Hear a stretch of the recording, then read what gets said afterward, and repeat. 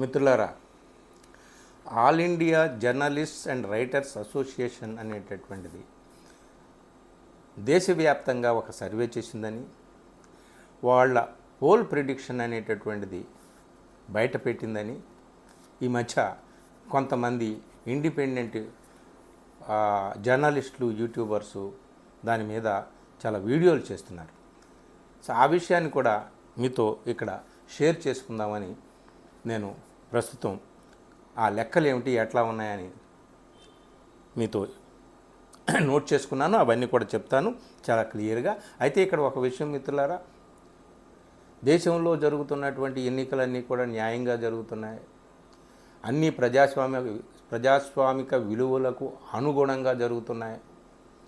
అంతా free and fair election జరుగుతుంది అని చెప్పి మనం ఏమీ భ్రమల్లో ఉండనవసరం లేదు.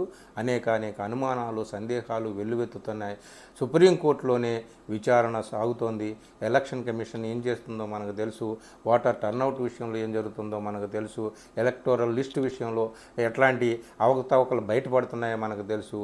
అసలు ఇవన్నీ కాకుండా అసలు ఈడీ, సిబిఐ వాటిని అన్నింటిని పక్కన పెట్టి నార్త్లో ముఖ్యంగా ఏ విధంగా ప్రజల్ని భయభ్రాంతులను చేసి పోలింగ్ కేంద్రాల దగ్గరికి కూడా రాకుండా ఓళ్ళనే బ్లాక్ చేసినటువంటి ఘటనలు కూడా బయటపడుతున్నాయి. తన్నుకుంటున్నారు, కొట్టుకుంటున్నారు, చంపుకుంటున్నారు. ఇలాంటి వాతావరణంలో మిత్రులారా ఈ ఎన్నికలు సజావుగా సాగుతున్నాయని మనం అనుకోవక్కర్లేదు. ఒకవేళ సజావుగా సాగితే చాలామంది ఇండిపెండెంట్ జర్నలిస్టులు, రైటర్సు వాళ్ళు ఏ విధమైనటువంటి పోల్ ప్రొడక్షన్ చేశారు అని చెప్పి నేను కూడా చాలా ఆసక్తిగా చూశాను. ఇది దేని ఆధారంగా, ఏ వీడియో ఆధారంగా నేను ఇప్పుడు ఈ వివరాలు ఇస్తున్నాను అది నా డిస్క్రిప్షన్లో నేను పెడతాను, ఆ లింక్ పెడతాను. అవి చూడండి. చాలా చూసిన తర్వాత వాళ్ళు ఈ విధమైనటువంటి అంచనాకు వచ్చినట్టున్నారు. నేను ఆల్ఫాబెటికల్గా చెప్పుకుంటూ వెళ్ళిపోతాను అన్నమాట, స్పీడ్గా. అండమాన్ దగ్గర నుంచి మొత్తం అండమాన్ దగ్గర నుంచి ఆంధ్ర దగ్గర నుంచి వెళదాం. వీళ్ళు అలాగే అండమాన్ 1 అది ఎన్డీఏకి ఇచ్చారు. ఆంధ్రాకి ఇంతకుముందు 3 ఉంటే ఇప్పుడు దాదాపు 6 రావచ్చని చెప్తున్నారు. ఇండియా కూటమికి 1 రావచ్చని. అది ఇక లెక్కలు వీళ్ళు ఒక రకంగా, యోగేంద్ర యాదవ్ ఒక రకంగా చెప్పాడు, వీళ్ళు ఒక రకంగా చెప్పారు. వీళ్ళు చెప్పినటువంటి ఈ జర్నలిస్టులు అలాగే రైటర్స్ అసోసియేషన్ వీళ్ళు ఏం చెప్తున్నారు అనేటటువంటి నేను చెప్తున్నాను అనమాట. సో అరుణాచల్ ప్రదేశ్లో 2 ఉంటే అటొకటి ఇటొకటి. అలాగే అస్సాంలో గతంలో టోటల్ అవుట్ ఆఫ్ 14 గతంలో 9 ఉంటే ఇప్పుడు 8 మాత్రమే ఎన్డీఏ కూటమికి రావచ్చని చెప్పేసి, అలాగే 6 ఇండియా కూటమికి రావచ్చని చెప్పి. బీహార్లో మిత్రులారా ఎక్కడైతే గణనీయంగా తగ్గుతున్నాయి అనుకుంటున్నాము కొంతమందికి, కానీ ఇక్కడ వీళ్ళు ఇచ్చినటువంటి ప్రిడిక్షన్ ప్రకారం అవుట్ ఆఫ్ 40 గతంలో ఎన్డీఏకి 39 ఉంటే ఇప్పుడు 19 మాత్రమే రావచ్చు. ఇండియా కూటమికి 20 వచ్చేటటువంటి అవకాశాలు కనిపిస్తున్నాయని చెప్పి. అలాగే ఛత్తీస్గఢ్లో అవుట్ ఆఫ్ 11, అంతకుముందు 9 ఎన్డీఏకి ఉన్నాయి, ఇప్పుడు 8 ఇండియాకి 3. అలాగే ఢిల్లీ 7కు 7 ఆమ్ ఆద్మీ పార్టీ, కాంగ్రెస్ పార్టీ వస్తుందని చెప్పి కొంతమంది ప్రిడిక్ట్ చేస్తున్నారు కదా, కానీ వీళ్ళు మాత్రం 4 ఎన్డీఏకి వస్తాయని చెప్తున్నారు, 3 మాత్రమే ఇండియా కూటమికి వస్తాయని చెప్తున్నారు. గోవాలో 2 ఉంటే అందులో 1. అలాగే గుజరాత్లో 26లో 25 వస్తాయని చెప్పేసి ఎన్డీఏకి 1 మాత్రమే వాళ్ళు కోల్పోతారని చెప్పి. హర్యానాలో 10 ఉంటే 10కి 10 కోల్పోయే అవకాశం ఉందని చెప్పి చాలామంది చెప్తున్నారు, కానీ వీళ్ళు మాత్రం 6 మాత్రమే, 6 ఎన్డీఏకి ఇచ్చారు, ఎన్డీఏ ఖాతాకి. అలాగే ఇండియాకి 4 ఇచ్చారు. హిమాచల్ ప్రదేశ్లో 4 ఉంటే వీళ్ళకి గతంలో 3 వచ్చి ఇప్పుడు 1 మాత్రమే వస్తుంది. ఇండియా కూటమికి 3 రావచ్చు అని చెప్పేసి. అలాగే జమ్మూ అండ్ కాశ్మీర్లో 2 ఎన్డీఏకి, అలాగే 3 ఇండియా ఖాతాలో కూడా వేశారు. అలా జార్ఖండ్లో అవుట్ ఆఫ్ 14 12 స్థానాలు గతంలో గెలుచుకుంటే ఇప్పుడు ఎన్డీఏ 7 మాత్రమే, ఇండియా కూటమికి 7 ఇచ్చారు. కర్ణాటకలో 26 స్థానాలు గతంలో 28లోనూ 26 స్థానాలు గతంలో ఎన్డీఏ గెలుచుకుంటే ఇప్పుడు కేవలం 9 మాత్రమే గెలుచుకుంటుందని వీళ్ళు ఇచ్చారు. 19 ఇండియా కూటమికి ఇచ్చారు, 1 ఈ ఇతరులు. అలాగే కేరళ సరే, అప్పుడు గతంలోనూ లేదు ఎన్డీఏకి, ఇప్పుడు కూడా ఏమీ రావు. అవుట్ ఆఫ్ 20 వాళ్ళు ఎన్డీఏ లాస్ అవుతుంది, ఇండియా గెయిన్ అవుతుంది. అలాగే లక్షద్వీప్ ఒకటి, ఆ ఒకటి కూడా ఎన్డీఏ గెలవచ్చు అని చెప్పేసి మహారాష్ట్రలో చూడండి, గతంలో 48 సీట్లలోనూ 38 సీట్లు గెలిచినటువంటి ఈ ఎన్డీఏ కూటమి ఇప్పుడు 24 మాత్రం 24 కంటే తగ్గొచ్చని యోగేంద్ర యాదవే చెప్తున్నాడు అనమాట. కానీ 24 మాత్రమే ఎన్డీఏ గెలవచ్చు అని చెప్పి 24 ఇండియా కూటమికి ఇచ్చేశారు.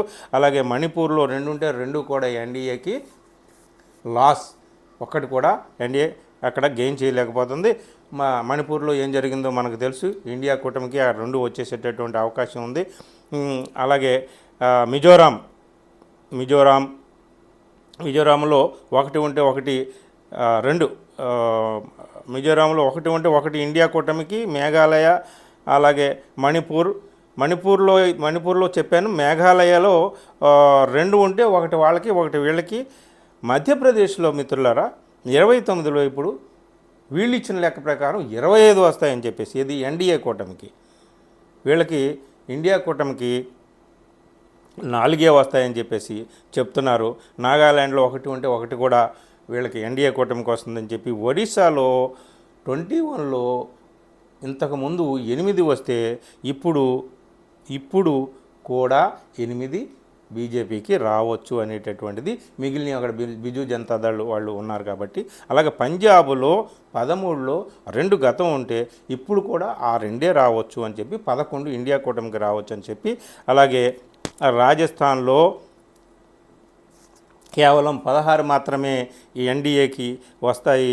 అలాగే 9 ఇండియా కూటమికి రావచ్చు అని చెప్పి.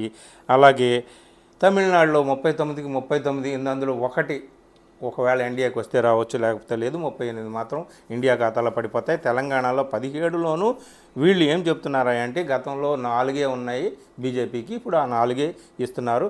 12 స్థానాలు ఇండియా కూటమికి వాళ్ళు ఇస్తున్నారు.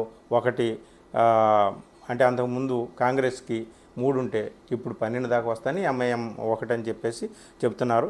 అవుట్ ఆఫ్ 17 అనమాట. సో త్రిపురలో 2 ఉంటే 2 వీళ్ళకే రావచ్చు అనేటటువంటిది ఒక అంచనా.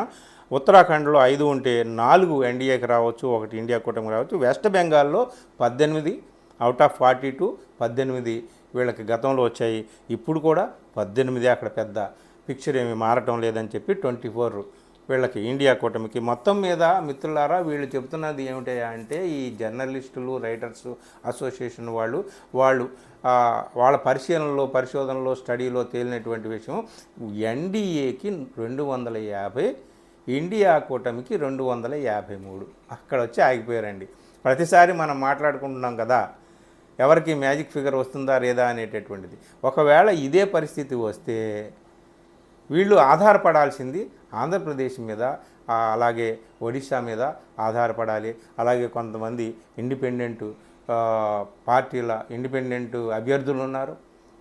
అటు ఎటు ఏ కూటమిలోనూ లేనటువంటి కొన్ని చిన్న చితక పార్టీలు వాళ్ళు ఉన్నారు. వాళ్ళందరి మీద కూడా చాలా ఒక్క ఎంపీ సీటు కూడా పెద్ద డిసైడింగ్ ఫ్యాక్టర్, మేజర్ ఫ్యాక్టర్ అవుతుంది.